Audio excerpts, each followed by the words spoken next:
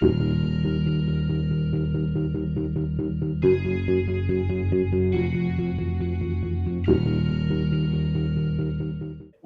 jump into this Texas Chainsaw Massacre just went by. Everyone saw this? Ha ha! The only Leatherface that matters. No, but honestly,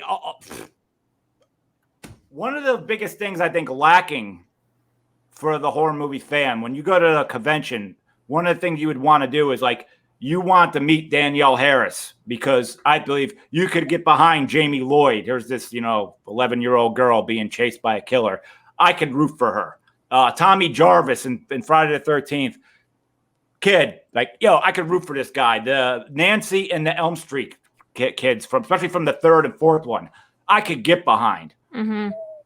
This last film with the Texas Chainsaw Massacre, there wasn't one character I liked. The only thing I popped for was Lieutenant Gorman from Aliens was one of the cops. I was like, it's Gorman. But other than that, I had no care for any of those characters. I think it was written by someone who was far right and really wanted to see all the whiny left people get just shut up already. That's what I thought was written there. But I think for a horror movie, you got to get behind some of the characters. And I didn't like anybody. I just thought it was Leatherface fighting Tegan and Sarah is all I got. Oh, man. and then here comes the hiccup of, Laurie Strode. We'll just bring this girl back to can't fight when she's 30 years old, but she could fight when she's 70. Yeah. We'll give her a shotgun. I was like, okay, I know I just threw a lot out there. Comments. Yeah. I personally am a huge Texas Chainsaw Massacre fan. But yeah, the remake, I mean, I'll give it some credit, I do like that it was really fast paced. It got to the point really quickly, but the whole millennial aspect of it was it's like they're just remaking once again films to please the audience of this new generation. And honestly, there needs to be time when you just got to say no, and just stop. And I just feel like Hollywood is dying in this aspect. It's just they don't know how to recreate or make anything creative anymore. But that movie, I didn't hate it, but it's just one of them things. It's like in another 10 years, they're going to make another one, it's just going to keep going to please the next generation. And I'm guessing the numbers did good. So to Netflix, we did good. Yeah. Hey, I'm not going to lie. I watched it. Oh, yeah. I didn't watch it on Netflix because I don't even have Netflix anymore, but I watched it. I found it. The only character I liked was Leatherface. Yeah. But what are we led to believe here? Did the first one happen and the hitchhiker gets hit by a car and what? He just went to this town and hung out with, was that supposed to be his mom or caregiver?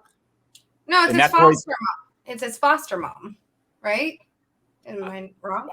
I'm guessing. Yeah, she's the one that ran the orphanage or something like that. Or yeah. He got sent to an orphanage, she's been kind of protecting him ever since, and it's her baby boy. But so did he leave the orphanage and end up in the house, and then went back to the orphanage or back with her? Is that what we're supposed to be looking at as the viewer? I think that house was supposed to be the orphanage, actually, if I remember correctly. Yeah, it's a dying town, and they're like the last two there, and they were supposed to have left, and that's why, they're transporting them out when the millennials get there. Are they millennials or are they like Gen Zs or something like that, or whatever the hell they are? I don't even know. I'm a millennial. I can't even keep up with the title. They were Portland. That's what I said. That was Portland, Oregon. That's what showed up. This wasn't even filmed in Texas. Wasn't it filmed in no. Yeah. Some out of the country? I'm pretty sure. I don't know where. I know it wasn't Texas, but it might have been Barcelona. Maybe Brazil. I don't know. It started with a B, I think. Yeah, I know. But it's not Texas. It's all about tax breaks. So that part I get, but that little town looked like a Universal Studios backlot. Basically, it's kind of what it looked like. It really did. It was so small. Yeah. Just the whole location, I didn't really like either. Like it was like right in definitely town. different. It's like you didn't know that he was like right next door, like the mechanic guy. Like you didn't know Leatherface was like right next door to you this whole time. Come on, man. I'm guessing he was calm though. Like he had no reason to act up. I guess. Then like, yo, you threw my mom out of the house. Oh, she just died in front of my arms. We got a problem. Yeah, right. And they have this big ass bus that like just goes down like one street to it's like completely ridiculous.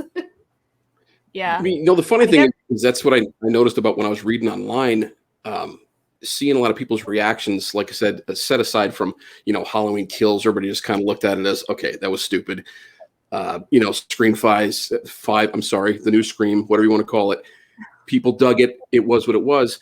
But this movie, the new Texas Chainsaw, people were getting angry. You either liked it or you hated it, and you were a piece of shit because you hated it. It was very strange. People took a very hard line stance. And that's why I said what Lauren said earlier about, are we suckers? I think this was almost like the tipping point. This is kind of where it got everybody saying, look, if you like this, you better get used to it because this is probably the shit they're going to be feeding us for a while from now on. Yeah, and that checked every box of today's politically world, every box, like across the board. You could just like Halloween Kills, same exact thing, same exact thing. Yep. Well, I think it's important to note that the reason that we're like having this conversation is we did just get 2 sequels. I'll call them sequels, back to back, with big releases, Netflix and like obviously theater, right? We haven't had that moment of a horror movie. And then prior to that, the big release was Halloween Kills. So, I mean, and then Chucky for TV, I guess, so we're getting all of the franchises. So that's why there's such a conversation in regards to, are we suckers for horror? Like, because there is other stuff out there. You just have to go look for it. Like if you're sick of the franchises and you don't want to watch it, you don't have to, but there are people that, like live and breathe the Texas Chainsaw. They live and breathe Scream. So I wouldn't say we're suckers. It's just what we enjoy. Without a doubt, I totally get that. But my whole thing is if the output is like this, take Jordan Peele, for instance, when he comes out, like it's the same thing. People either love or hate his shit. So like it doesn't matter whether it's a franchise or not. It's just right now it's so focused in on that because that's the big 4 releases that we've got recently. But I guarantee you, as soon as we see Nope come out, it's going to be very divisive. Yeah. And I guarantee you, it's probably original. But this is what was so funny about it. The fact is you're reading reviews for the new Texas Chainsaw. People are getting so angry about it's horrible. The acting sucks. Okay, back it up just a second. Think about the title of the movie that you're watching. If you want fucking On Golden Pond or one of the other Oscar winners, you're looking at the Texas Chainsaw Massacre. Daniel Day-Lewis. Yeah. Thank you. You're not looking for, it's just, come on, relax. Just turn the brain off for a little while. Watch some people getting sliced up. And that's, you're going to have a good time with it. Yeah. I don't know what Leatherface or even Michael Myers have left to say at this point without being put away for a good 10 years. I don't know what else you could, like, there's only so much I think you could jerk people around where, like, especially this last Halloween, like, well, we're just going to cut the timeline to here. So everything you saw after this doesn't matter. And like, I just think, that's rather insulting because we're so diehard into these films. Like, right. Well, has Michael Myers or Leatherface ever uttered a word? No, but if they ever did, I'll throw myself off a bridge. I don't want to hear it. You can't break that one. It would be something new. That's probably a good thing that we don't talk. It definitely ruined. I think the only thing that any Michael Myers ever said was Rob Zombie's Michael Myers. He said "die" when he was killing Loomis in the Halloween 2, but that was kind of more like a grunt. He yelled it like a grunt. He was like, "Die!" It wasn't much more than that. But these guys aren't that articulate with their, it's crazy how it works. It makes me nervous too. Like when the Friday the 13th finally, whenever that happens, or when Freddy comes back, it's going to be like cool because they've been shelved for so long. So as us fans, we want to see them again. But I get nervous that like Paramount or New Line, like, hey, here's what we got this year. We got the new Tom Hanks movie, this comedy movie, another fast film, and a Friday the 13th. And you, comedy writer, write all this. Like that's the stuff I get nervous with, because it's like I don't think they tribute the fans. I just think they just like, oh, Jason, lost his mother, or he's this deformed kid, and okay, I got it. I'll take it from there. Like, I get scared. I could get behind a Pamela Voorhees origin movie to where it leads up into the first film. I could get totally behind that. I'm behind that, and I always said I think it'd be kind of cool to see Jason what happened to him, like after he saw his mom, up to like the second. If we do, who knows if there was someone taking care of him? Like you could write a whole side story of that. Well, you kind of get that in the reboot of 2009, but like it's just briefly explored. But I see what you're saying. Yeah. It was funny because I was just discussing this with my wife last night. She was watching some new show or old show that's on HBO and has Danny McBride in it, who I really enjoy. He's a funny guy. And I told her, I says, you know what?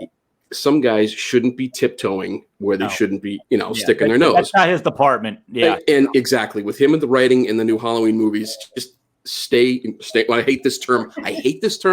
Stay in your lane. But he really needs to do that because he's got no business, penning these movies. It's not working out.